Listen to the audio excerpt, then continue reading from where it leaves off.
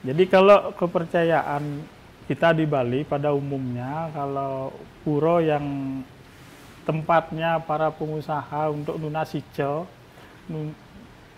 nunas restu ya di Puro Melanting.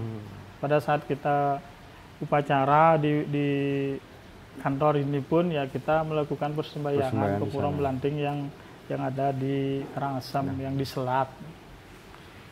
Saya buka ACK, jadi kebermanfaatan untuk orang Bali, termasuk orang non Bali, orang non Hindu pun ya kita ajak.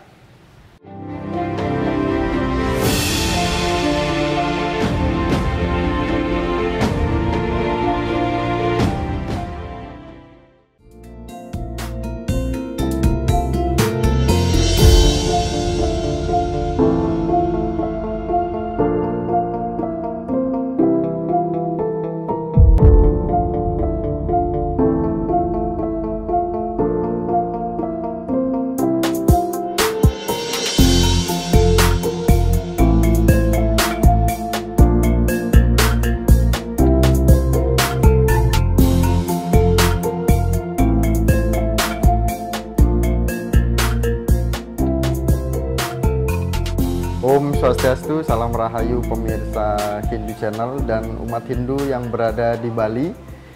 Hari ini Hindu Channel akan banyak memberikan inspirasi, motivasi dengan narasumber kita pada kali ini. Karena siapa sih yang tidak kenal produk ACK? Kalau orang Bali itu sudah tidak awam sekali. Mau malam, mau sore, waktu kepepet, udah solusinya pasti akan ACK kan gitu. Nah, penasaran juga siapa sebenarnya pemilik dan pendiri ACK itu sih? Tolong Hindu Channel cari kan gitu. Nah, hari ini kita langsung berhadapan dengan pendiri produk ACK. Om Swastiastu, Pak.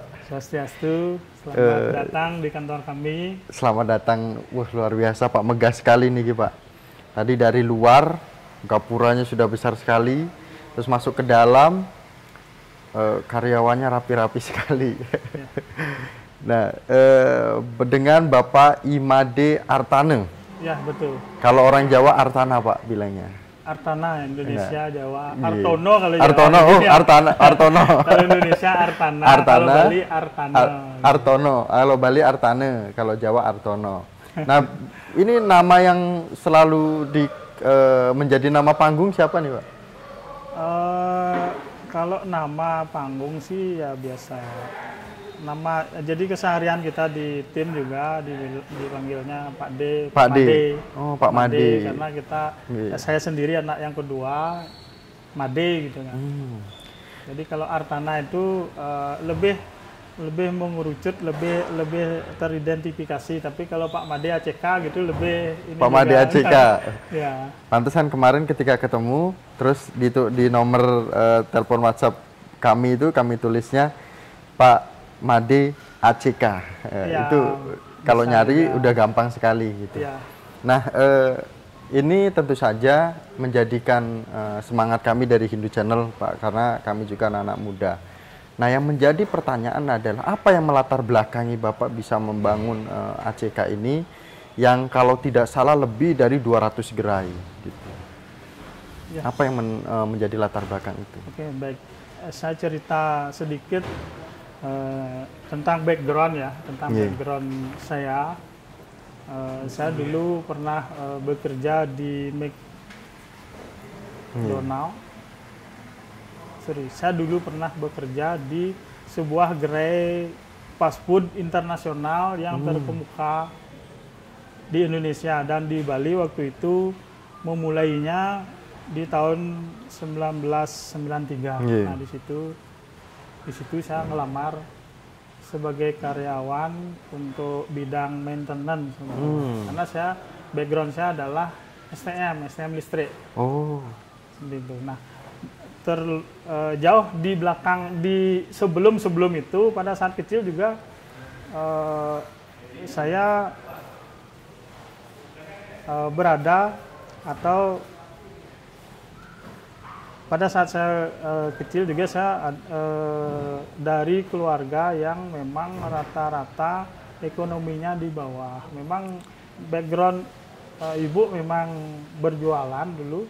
Oh, dari sebelumnya itu ibu sama orang tua, ibu, bapak atau gimana, Pak? Jadi begini, jadi kalau latar belakang ibu, beliau adalah seorang pedagang nasi bubuh Bali. Oh. Nasi bubuh Bali yang dia gluten. Yeah. Pada saat saya masa anak-anak di tahun 80-an.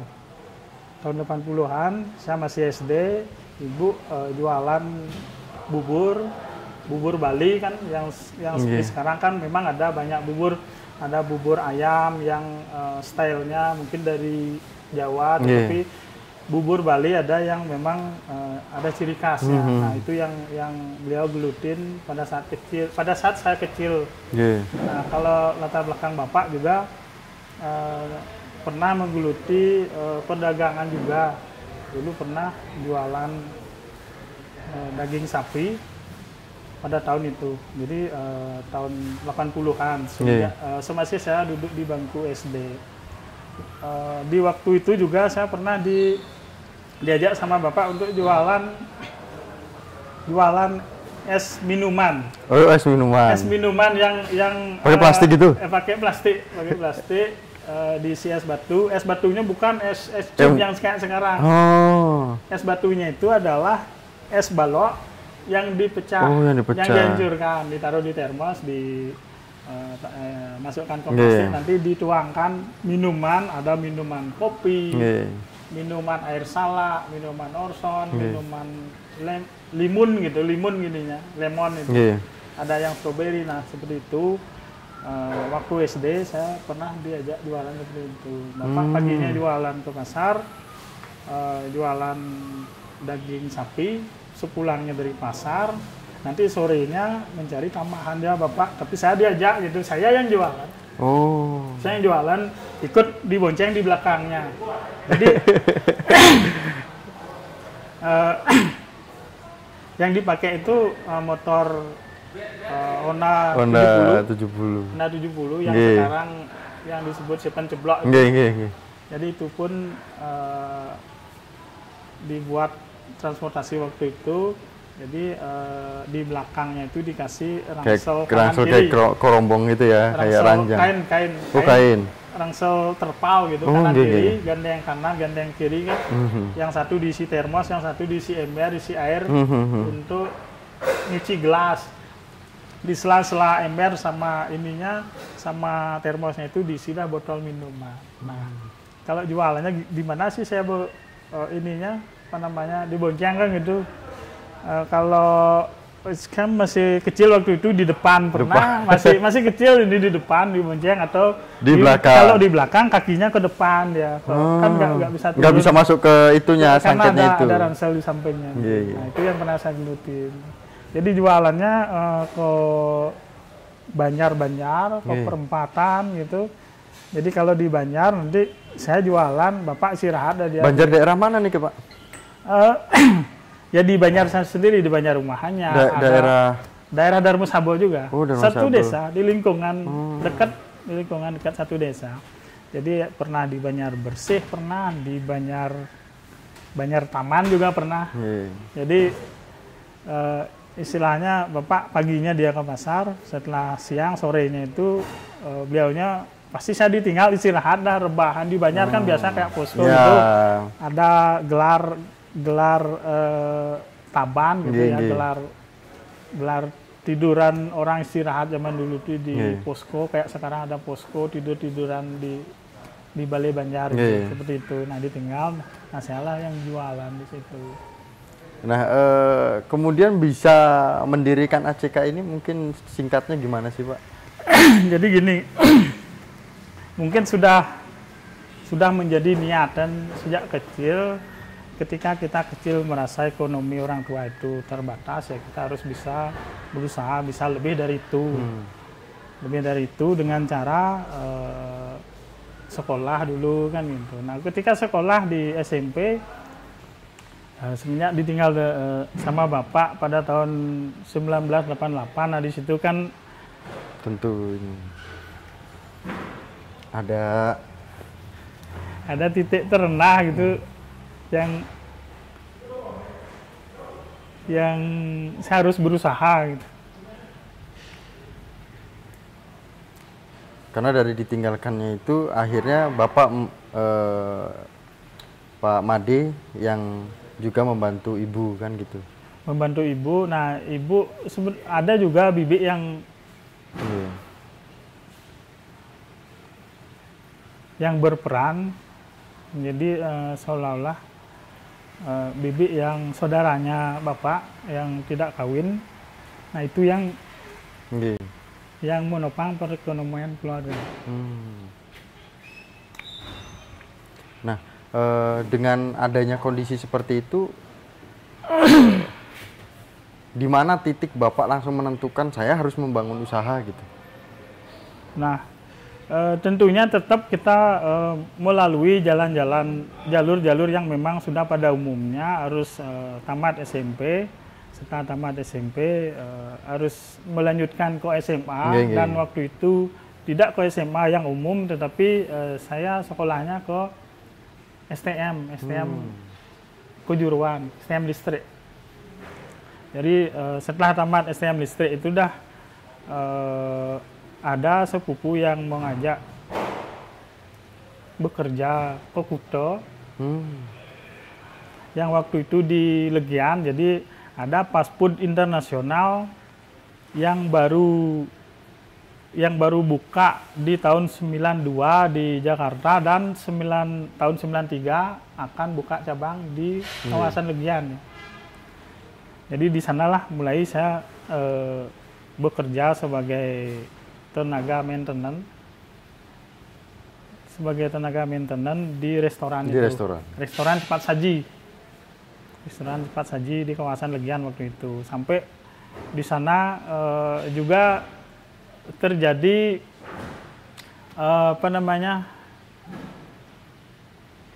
masa kerja yang sampai 20 tahun. 20 tahun di sana menimbulkan rasa jenuh juga selama 20 tahun kerja di sana di bidang maintenance, belum ke manajemen, dan tidak mampu ke manajemen kita. Artinya saya sendiri belum ada passion di manajemen, adanya di bidang maintenance, yaitu perawatan mesin-mesin, terus kelistrikan yang seperti itu. Itu yang saya geluti selama 20 tahun, dan entah apa yang menyebabkan mungkin otak ini terkontaminasi dengan unit bisnis tersebut. Jadi pingin keluar, dan di tahun 2015 saya merintis untuk buka gerai yang seperti tempat kerja dulu itu, semacam miniatur tempat kerja saya dulu. Yang saya beri nama waktu itu pertama kali McD's Fried Chicken. Jadi yang arti katanya ini adalah jebolan dari restoran yang sebelumnya. Maksudnya alumni ataupun mantan karyawan di sebuah perusahaan tersebut. McD's yang kita dish yang udah keluar, tapi saya resign, bukan dipecat gitu. Istilah dish itu kan udah diskualifikasi kan, ini di luar jalur gitu. Jadi saya udah berada di luar perusahaan itu.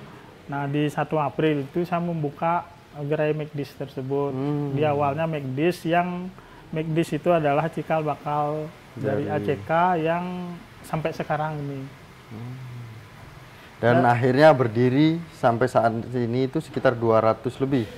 Outletnya kalau numeratornya sudah 235. Tetapi yang masih operasi itu 200 sekian, 205 atau 206, karena terus ini bertambah.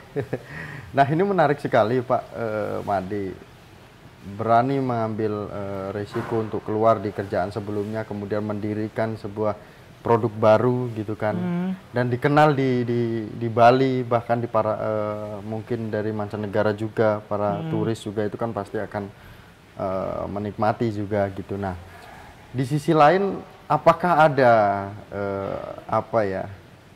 seorang Pak Made ini, apakah ada pura khusus untuk mencurahkan hati atau melaporkan kepada atau curhat atau seperti apa? Apakah ada?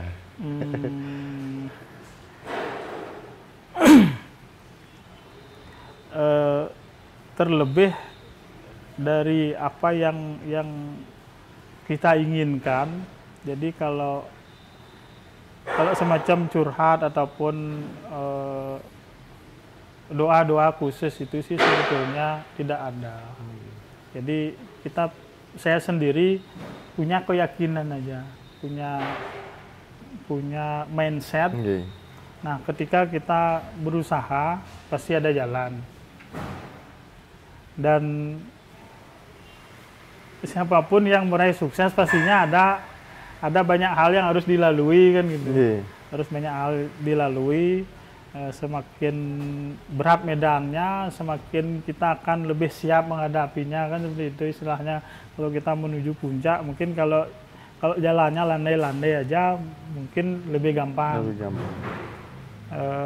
Kalau jalannya terjal terus apalagi licin ataupun ada kerikil gitu kan, nah itu yang menjadi tantangan untuk meraih apa yang kita inginkan.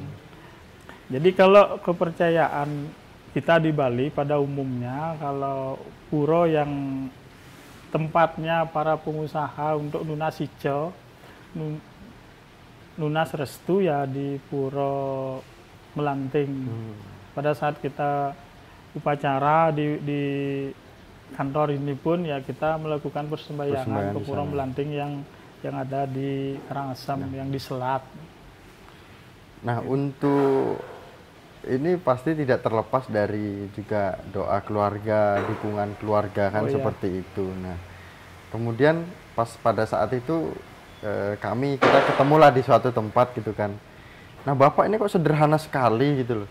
Bapak ini punya 200 gerai loh, 200 lebih gerai loh. Pengusaha ini kayak kita lihat gedungnya mewah sekali. Bapak sederhana sekali, santai sekali. Kenapa ini yang mendasari Bapak bisa sesantai ini?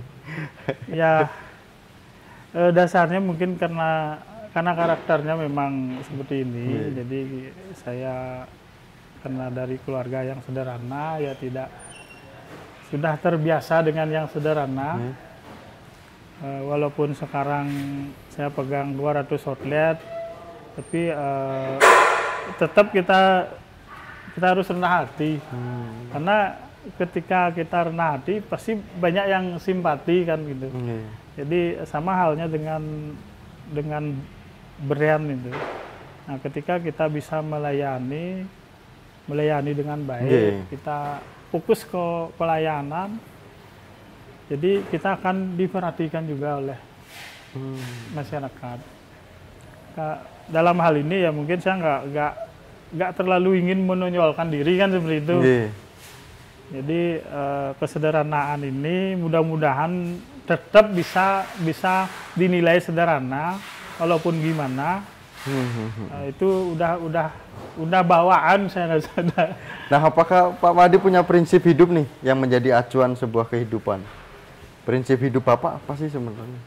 Kalau prinsip hidup sih kita harus bisa tolong menolong kan, sesama masyarakat, sesama makhluk hidup ini terutama. Jadi dari apa yang kita dapat, ya ada beberapa juga sudah kita bagikan ke ada CK berbagi, terus Mupunio ke Puro, terus ke Banjar gitu kan, yang kita lakukan. Jadi pada prinsipnya sesuai juga dengan visi perusahaan, harus bermanfaat bagi orang banyak gitu. Nah, berbicara bermanfaat bagi orang banyak, kalau boleh tahu berapa banyak karyawan kalau di total keseluruhan pengurus ACK ini gitu? Ya, kalau di ACK pusat ini kita ada karyawan 30 orang untuk 30. ACK pusat. Nah, kalau dihitung outletnya 200, itu 200 outlet. Kalau satu outlet karyawannya 6 orang, dikali 200 udah 1.200. Minimal 1.200. Dan bahkan lebih dari itu kalau ada outlet-outlet yang memang membutuhkan karyawan, ada yang 10, tergantung tempatnya, tergantung omsetnya. Semua orang Bali? Kita membaur sih sebetulnya. Campur. Nah, ketika di mana dibutuhkan produk itu harus halal, kita juga tidak hanya berbagi ataupun merekrut orang Bali aja. Orang Muslim pun, jadi pekerja Muslim pun kita akan rekomendasikan. Kita posisikan tempat-tempat di mana bahwa ACK ini bisa untuk semua kalangan. Iya benar-benar. Seperti itu. Apalagi kalau mau go nasional kan mesti harus seperti itu. Kita harus mengikuti aturan pemerintah, harus ada halalnya seperti itu. Iya benar. Harus mengikuti. Nah Pak, ini menjadi semangat generasi Hindu, mungkin juga menjadi siapa yang menyaksikan ini menjadikan kita itu ketika kita memiliki sebuah permasalahan, cobaan dan lain sebagainya, kita tetap harus memiliki prinsip bahwa itu akan terlewati seperti itu, dan kita harus juga mampu memotivasi diri kita sendiri. Nah, mungkin terakhir nih Pak, apa pesan Bapak kepada generasi muda Hindu? Oke, buat generasi muda Hindu, khususnya yang berada di Bali, janganlah minder sebagai orang Bali, sebagai orang Hindu. Karena kita harus bisa bekerja dengan siapapun, kita harus bisa melayani siapapun customernya. Jadi jangan sampai kita menjadi orang asing di bumi kita sendiri. Jadi kalau di awal saya buka ACK, jadi kebermanfaatan untuk orang Bali, termasuk orang non Bali, orang non Hindu pun ya kita ajak. Jadi harus punya tekad bersama-sama memajukan di mana kita berada. Seperti ada semboyan di mana bumi dipijak, di sana langit dijinjing. Nah, di mana kita berada kita harus berjuang penuh untuk memajukan daerah kita juga. Terus semua Pak Made sudah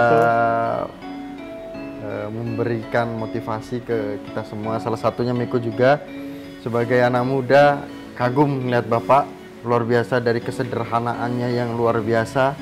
Tidak bisa dilihat bahwa ini orang karakternya seperti apa, tidak bisa dilihat, dan tidak bisa juga dikatakan bahwa beliau itu orang sukses, orang berhasil, tidak kelihatan sama sekali. Nah, ini menjadikan juga kita semua, ini kru-kru Hindu Channel juga nih, ya harus sederhana mungkin gitu Pak. Nah, mungkin di akhir waktu nanti mungkin kita bisa main ke sini lagi.